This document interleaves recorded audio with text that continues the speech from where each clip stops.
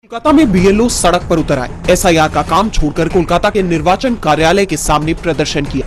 प्रदर्शन करने वाले बीएलओ ने कहा कि एसआईआर शुरू होने के बाद से पूरे राज्य के बीएलओ पर जबरदस्त दबाव पड़ रहा है। जिस काम को पूरा करने में सामान्य तौर पर 2 साल से ज्यादा समय लगता है, उसे कुछ ही हफ्तों में पूरा करने का आदेश दिया गया है। समिति ने मांग की है कि चुनाव आयोग तत्काल हस्तक्षेप कर समय सीमा में राहत दे और बीएलओ की सुरक्षा के लिए कदम उठाए जाए। बीएलओ अधिकार संरक्षण समिति की सदस्य तनुश्री मोदक भट्टाचार्य ने कहा कि एसआईआर को बंद करने की जरूरत है, इसे तुरंत बंद करना चाहिए। एसआईआर के सहारे कई मतदाताओं के नाम बाहर करने की योजना है। जो लोग भारत के नागरिक हैं लेकिन उनके पास एसआईआर में मांगे गए कागज नहीं है, तो उन्हें वोट देने से रोकने की साजिश हो रही है। कोलकाता में हुए प्रदर्शन को दूसरे तमाम वर्गों का भी समर्थन मिला। बीएलओ अधिकार रक्षा समिति ने चुनाव आयोग को चेतावनी दी है कि अगर चुनाव आयोग ने एसआईआर की समय सीमा नहीं बढ़ाई और उनकी चिंताओं का समाधान नहीं किया तो वे लंबी लड़ाई को भी तैयार हैं। इस बीच बीएलओ एकता मंच ने भी एन्यूमरेशन फॉर्म्स के डिजिटलाइजेशन में आ रही समस्याओं का मामला उठाया और चुनाव आयोग से कहा कि कर्मचारियों की संख्या को बढ़ाया जाए और इसके लिए भी समय सीमा बढ़ाई जाए। वहीं दूसरी तरफ बीएलओ के प्रदर्शन पर बीजेपी ने चुप्पी साध ली है। कांग्रेस और टीएमसी की तरफ से इस आंदोलन का समर्थन किया गया। कांग्रेस सांसद दिग्विजय सिंह ने तो यहां तक कह दिया कि पहले लोगों से वोट का अधिकार छीना जा रहा है, फिर नागरिकता का अधिकार भी छीना जा रहा है। चुनाव आयोग की निष्पक्षता सवालों से घिरी हुई है। विपक्ष पहले से ही चुनाव आयोग को बीजेपी की कठपुतली बताता आ रहा है और अब उसके ये आरोप और मजबूत हो रही है, क्योंकि चुनाव आयोग का दोहरा रवैया सबके सामने आ गया है। एक तरफ चुनाव आयोग 12 राज्यों में एसआईआर करा रहा है, जिनमें पश्चिम बंगाल, केरल, तमिलनाडु जैसे राज्य शामिल हैं, जबकि इसमें से कई राज्य इस प्रक्रिया का विरोध कर रहे हैं। फिर भी आयोग इस प्रक्रिया को पूरा करने की जल्दबाजी में दिखाई दे रहा है। वहीं असम में मतदाता सूची के गहन पुनरीक्षण यानी एसआईआर की बजाय केवल स्पेशल रिवीजन किया जा रहा है, जिसे लेकर पहले ही सवाल उठ रहे थे। और अब खबर आ रही है कि चुनाव आयोग ने असम में बीएलओ को मतदाता सूची को एडिट करने के निर्देश दिए हैं। बिहार वोटर लिस्ट में आई गड़बड़ियों का उदाहरण देते हुए आयोग ने कहा कि बीएलओ वोटर लिस्ट में non human, black and white, गलत स्पेसिफिकेशन और बिना फोटो वाली प्रविष्टियों की पहचान कर उन्हें सही तस्वीरों से बदले। इसके लिए सॉफ्टवेयर आधारित रिपोर्ट तैयार की जाए और बीएलओ घर घर जाकर सत्यापन करे। यानी असम के बीएलओ को एडिट का ऑप्शन दिया जा रहा है, जबकि कुछ दिन पहले ही पश्चिम बंगाल में आयोग ने इस ऑप्शन को हटा दिया, जिसके पीछे वोटर लिस्ट में डिटेल भरने में हो रही कंफ्यूजन का हवाला दिया गया। आयोग के इस फैसले पर तब भी सवाल उठे थे और अब जब असम में इसके विपरीत जाकर एडिट की सुविधा दी जा रही है, तो चुनाव आयोग पर सवालों की कड़ी बढ़ती जा रही है कि वो गैर बीजेपी शासित राज्यों के साथ भेदभाव करता है। दरअसल असम में हेमंत बिस्वा शर्मा के नेतृत्व में बीजेपी की सरकार है, जबकि पश्चिम बंगाल में बीजेपी विरोधी टीएमसी की सरकार है। ऐसे में चुनाव आयोग की मंशा पर सवाल गहराते जा रही हैं। देश में घुसपैठियों यानी अवैध प्रवासियों का मुद्दा राजनीति का एक बड़ा हिस्सा बन चुका है। पीएम मोदी और बीजेपी चुनाव के दौरान अपने भाषण में इस मुद्दे को उठाकर वोट मांगते नजर आते हैं। बीजेपी के लिए ये राजनीतिक हथियार बनता जा रहा है, जिसे बीजेपी हर चुनाव में भुनाने की कोशिश करती है। इस बीच कांग्रेस ने मोदी सरकार और उत्तर प्रदेश की योगी सरकार को जमकर घेरा। कांग्रेस ने आरोप लगाया कि बीजेपी चुनावी राजनीति के लिए इस मुद्दे का इस्तेमाल करती है, जबकि आंकड़े बताते हैं कि मोदी सरकार ने पिछली यूपीए सरकार के मुकाबले बहुत कम घुसपैठियों को वापस भेजा है। कांग्रेस ने घुसपैठ के मुद्दे पर मोदी सरकार के रिकॉर्ड को चुनौती देते हुए कई फैक्ट रखे। कांग्रेस के मुताबिक यूपीए सरकार ने अपने 10 साल के कार्यकाल में लगभग 88,000 घुसपैठियों को वापस भेजा, जबकि मोदी सरकार ने 11 सालों में सिर्फ 5,000। कांग्रेस ने आरोप लगाया कि मोदी सरकार ने हजारों बांग्लादेशियों को देश में लिया और बांग्लादेश की पूर्व प्रधानमंत्री शेख हसीना को भी शरण दी।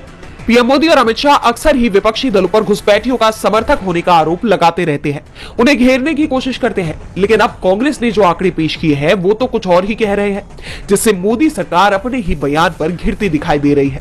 वहीं उत्तर प्रदेश की योगी सरकार के जरिए डिटेंशन सेंटर बनाने के ऐलान पर कांग्रेस प्रवक्ता सुरेंद्र राजपूत ने सीएम से उनका इस्तीफा ही मांग लिया। उन्होंने कहा कि योगी आदित्यनाथ को 8 साल बाद घुसपैठिए याद आए, उन्हें पहले गृह मंत्री के रूप में अपनी नाकामी पर इस्तीफा देना चाहिए। अगले साल यानी 2026 में कई राज्यों में चुनाव है। ऐसे में माना जा रहा है कि आने वाले चुनावों में भी बीजेपी की तरफ से ये मुद्दा उठाया जा सकता है। संसद के शीतकालीन सत्र में भी इस पर चर्चा हो सकती है और अगर ऐसा होता है तो संसद सत्र में पक्ष और विपक्ष दोनों में टकराव देखने को मिल सकता है। महाराष्ट्र की महायुति सरकार में बड़ी दरार आ गई है। डिप्टी सीएम एकनाथ शिंदे, जो लंबे वक्त से बीजेपी से नाराज बताए जा रहे थे, अब उनकी नाराजगी खुलकर सामने आ गई है। उन्होंने भरे मंच से बीजेपी पर तीखा हमला बोला है। उन्होंने भाजपा का नाम लिए बिना कहा, सभी लोग तानाशाही और अहंकार के खिलाफ एकजुट हुए हैं। रावण भी अहंकारी था, इसलिए उसकी लंका जला दी गई। आपको भी 2 दिसंबर को यही करना है। लोगों को भ्रष्टाचार खत्म करना होगा और विकास के लिए वोट देना होगा। उनका ये बयान बीजेपी के लिए ही माना जा रहा है, क्योंकि इससे पहले भी जिस तरह फडणवीस अपनी सरकार में सहयोगी दलों को किनारे करते जा रही हैं, चाहे वो ठाणे जिला में वन मंत्री गणेश नाइक की बतौर संपर्क मंत्री नियुक्ति रही हो या सहयोगी दलों के नेताओं को बीजेपी में शामिल करने की कोशिशें, इसे लेकर शिंदे पहले भी अपनी नाराजगी जाहिर कर चुके हैं। यहाँ तक कि उन्होंने दिल्ली जाकर केंद्रीय गृह मंत्री अमित शाह से भी इसकी शिकायत की। इसके बावजूद तनाव कम होता दिखाई नहीं दे रहा और अब चुनावी रैली में भाषण के दौरान शिंदे ने खुलेआम बीजेपी को निशाने पर ले लिया। दरअसल महाराष्ट्र में 2 दिसंबर को होने वाले स्थानीय निकाय चुनाव की तैयारियां जोरों पर हैं। सभी राजनीतिक दल प्रचार में जुटे हुए हैं। इसी कड़ी में जब शिंदे दहानू पहुंचे तो चुनावी रैली को संबोधित करते हुए उनके मन के भाव सबके सामने आ गए। एकनाथ शिंदे ने रैली में उमड़ी भीड़ को उनकी पार्टी के उम्मीदवार राजू माछी को जिताने की अपील की। राजू माछी के खिलाफ बीजेपी ने अपने जिला प्रमुख भरत राजपूत को उतारा है, यानी यहाँ दोनों ही पार्टियां आमने सामने हैं। ऐसे में ये सवाल भी उठ रहे हैं कि क्या इस चुनाव के बाद एनडीए में बड़ी टूट भी देखने को मिल सकती है। बहरहाल ये तो आने वाला वक्त ही बताएगा। बिहार की पूर्व मुख्यमंत्री राबड़ी देवी ने दिल्ली के राउज एवेन्यू कोर्ट के प्रिंसिपल डिस्ट्रिक्ट जज की कोर्ट में याचिका दायर कर बड़ी मांग की है। उन्होंने आईआरसीटीसी घोटाले की सुनवाई कर रहे जज विशाल गोगने की अदालत से अपना केस किसी और जज के पास भेजने की अपील की है। राबड़ी ने मुकदमे में पक्षपात की आशंका भी जाहिर की। अपनी याचिका में उन्होंने कहा कि जज अभियोजन पक्ष की तरफ झुके हैं। मुकदमों की सुनवाई और उस दौरान दिए गए आदेशों से मुझे पक्षपात की आशंका है, इसलिए न्यायपूर्ण सुनवाई के लिए केस को दूसरे जज के कोर्ट में ट्रांसफर कर दिया जाए। बता दें कि गोगले की अदालत में लालू यादव और राबड़ी देवी के परिवार से जुड़े 4 केस की सुनवाई चल रही है। 13 अक्टूबर को अदालत ने लालू यादव, राबड़ी देवी, तेजस्वी यादव समेत अन्य आरोपियों पर आरोप गठन कर दिया था। ऐसा माना जा रहा है कि 25 नवंबर को राबड़ी देवी ने जो याचिका दाखिल की है उस पर सुनवाई हो सकती है। जैसा कि आप जानते हैं कि आईआरसीटीसी घोटाला केस में लालू यादव और उनके परिजनों पर रेलवे का काम देने के बदले जमीन लिखवाने का आरोप है। सूर्यकांत ने देश के 53वें सीजीआई के तौर पर शपथ ले ली है। राजभवन में भव्य समारोह आयोजित किया गया, जहां राष्ट्रपति द्रौपदी मुर्मू ने उन्हें पद की शपथ दिलाई। समारोह में पीएम मोदी, गृह मंत्री अमित शाह, रक्षा मंत्री राजनाथ सिंह भी मौजूद रहे। इसके अलावा 7 देशों के चीफ जस्टिस भी इसमें शामिल हुए। Bhutan, Kenya, Malaysia, Mauritius, Nepal, Sri Lanka और ब्राजील के मुख्य न्यायाधीश और उनके परिवार के सदस्य इस कार्यक्रम में पहुंचे। उनकी इस मौजूदगी को ऐतिहासिक माना जा रहा है। शपथ ग्रहण करने के बाद जस्टिस सूर्यकांत ने अपने माता पिता के पैर छुए, पीएम मोदी से मुलाकात की और पूर्व सीजीआई गवाई के गले भी मिले। अब बात करें सीजीआई सूर्यकांत के सफर की और आने वाली चुनौतियों की, तो जस्टिस सूर्यकांत हरियाणा से इस पद तक पहुंचने वाले पहले जज हैं और वो कोर्ट के कई ऐतिहासिक फैसलों में शामिल रहे, जिनमें जम्मू कश्मीर का विशेष दर्जा वापस लेने के केंद्र के फैसले को बरकरार रखना, रक्षा बलों के लिए 1 रैंक 1 पेंशन योजना को बरकरार रखना, पेगासस स्पाईवेयर के आरोपों की जांच, राज्यपाल और राष्ट्रपति की शक्तियों पर सुप्रीम कोर्ट का फैसला, बिहार में एसआईआर में काटे गए 65 लाख नामों को सार्वजनिक करने का फैसला शामिल है।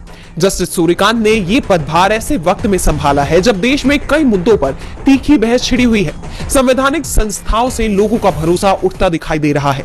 चुनाव आयोग की निष्पक्षता पर उठते सवालों से लेकर दिल्ली हिंसा जैसे मामलों में कोर्ट के फैसले के बढ़ते इंतजार तक कई मामलों में लोग सुप्रीम कोर्ट की तरफ उम्मीद भरी नजरों से देख रहे हैं।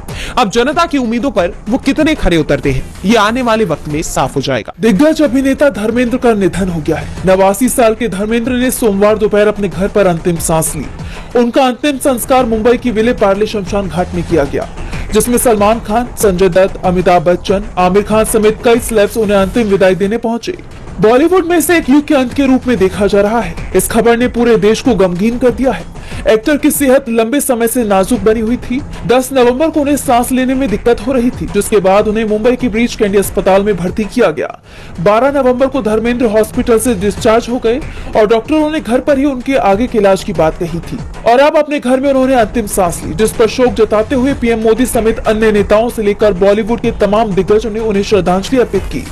पीएम मोदी ने एक्स पर लिखा कि धर्मेंद्र जी का निधन भारतीय सिनेमा के एक युग का अंत है।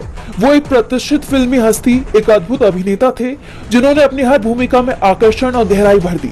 इस दुखद घड़ी में मेरी संवेदनाएं उनके परिवार, मित्रों और असंख्य प्रशंसकों के साथ हैं। लोकसभा में नेता विपक्ष राहुल गांधी ने भी उन्हें श्रद्धांजलि दी। उन्होंने एक्स पर लिखा, महान अभिनेता धर्मेंद्र जी के निधन का समाचार अत्यंत दुखद है और भारतीय कला जगत के लिए अपूर्णीय क्षति है। सिनेमा में लगभग 7 दशकों की उनके अद्वितीय योगदान को हमेशा सम्मान और मोहब्बत के साथ याद रखा जाएगा। धर्मेंद्र जी को अपनी भावभीनी श्रद्धांजलि अर्पित करता हूँ।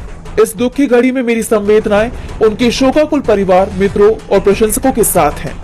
वहीं बॉलीवुड एक्टर अक्षय कुमार ने भी सोशल मीडिया पर शोक जताया है। तमाम हस्तियों के साथ वो भी उन्हें अंतिम विदाई देने के लिए शमशान घाट पहुंचे थे। अक्षय कुमार ने सोशल मीडिया पर लिखा, बड़े होते हुए धर्मेंद्र जी ऐसे हीरो थे जो हर लड़का बनना चाहता था। हमारी इंडस्ट्री के असली ही मैन। पीढ़ियों को प्रेरित करने के लिए शुक्रिया।